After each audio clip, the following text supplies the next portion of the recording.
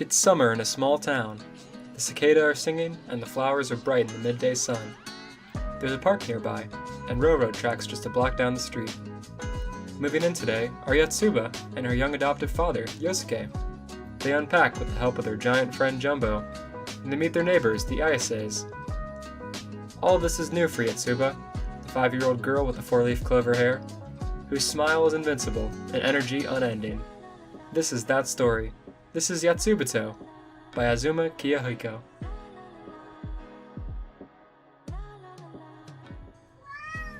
Speaking to the mic.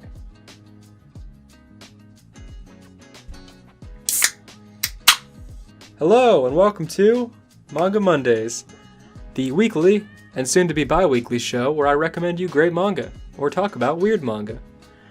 Now, why bi-weekly in 2021? Well, 2 reasons. For one, I don't read that quickly. I like to take my time and enjoy things, and I have another job. And for 2, I want more time to edit the videos. Trying to bust something out every single week and stream on top of my normal job is a lot of work and doesn't result in the best quality it could be. I'll be taking a break next week so we can release a different video we had in the pipeline, and then from there, I will chill and make more content bi-weekly. I will also not be streaming anymore. Who knows? I may stream in the future, but I'm going to use that time to work on things like this from now on. Anyways, 2020's over. We did it, boys. So what now? Well, I was trying to decide on what I wanted to do this year for like an end of the year video, if I wanted to do a top 10, a best of 2020. Some things I read this year, some things I recommend you read next year. I was looking back on some older series this week, and I thought, man, you know what makes me happy? Yatsubato. You know what we need this year? Happiness. Almost every chapter I read just skimming through had me smiling or laughing, and I was like, this is great, this is exactly what we need. So, let's talk about it. Mainly the first 4 volumes, the kind of golden age Yatsuba. I look back on this like Calvin and Hobbes or early SpongeBob. This stuff just always makes me happy. I first saw this smiling face on 4chan, I think. I must have been like 13. Ever since I've been loosely aware of Yatsubato, and I've seen a chapter here and there every year and just sort of absorbing it by osmosis by reading chapters as they come up. And it's been around since 2003 and is still ongoing, so it's kind of been around forever. This is the author Azuma Kiyahiko, previously made Azumanga Daioh, which is also very funny and good. So to get into it, as usual, I'll be outlining the story with minimal spoilers just to give you an idea of what the series is like. The story opens with Yosuke and Yatsuba moving to this new small town, rolling in on their truck filled with furniture and keepsakes.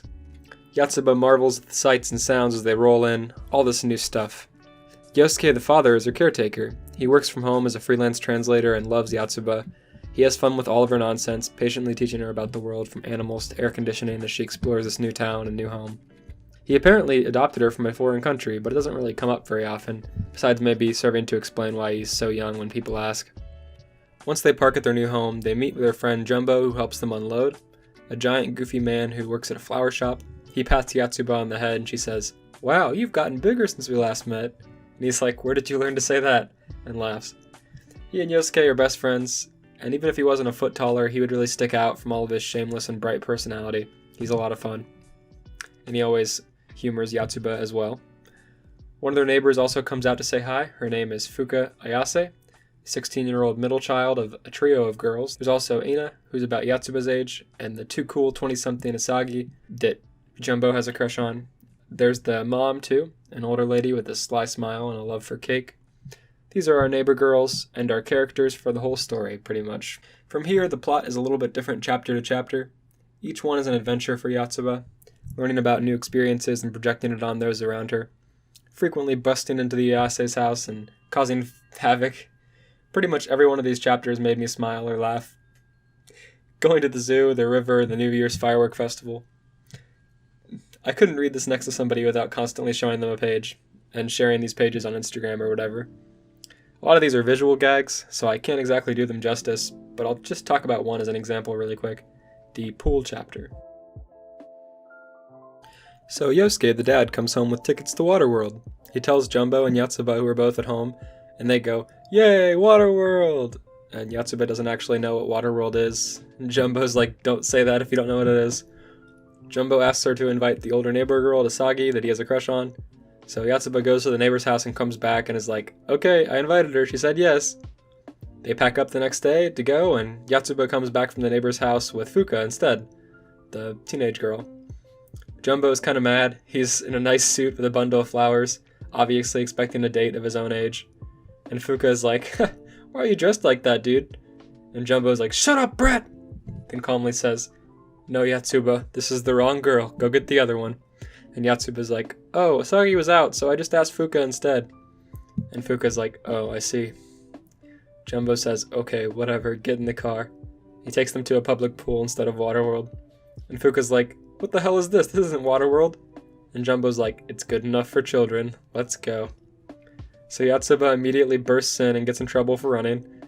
And then they all stop together and Fuka comes out in her bathing suit and she makes Jumbo blush. And she's like, ah, you're captivated by my sexiness after all, huh? He says, well, yeah. And then she pushes him into a pool. And he begins flailing and she laughs at him and he's like, oh, can't swim, huh? Yasuke says, what's wrong with that? So Fuka pushes him in too, and he also flails and she laughs. Yatsuba wants to join in, so she pushes Fuka in, who also can't swim. And all the boys just look down at her like, you bastard hypocrite. Yatsuba, obviously oblivious to the gag, says, me too, throw me in. She happily swims back over, as she can swim. The lifeguard says, hey, no throwing. So Yatsuba walks over to the lifeguard, looks up in her chair and says, hey, can you come down? The lifeguard says, okay, and comes down. Yatsuba immediately climbs the tower and surveys the land, and then jumps down into the pool and gets in trouble. More chaos ensues as Yatsuba proceeds to cause pool havoc. Anyways, it's very funny. I don't know if I did any of those visual gags justice. I did my best on screen with imagery here. Please read Yatsubato, and then you can understand. The way she sees this world is so much fun. It's invincible. It's wonderful.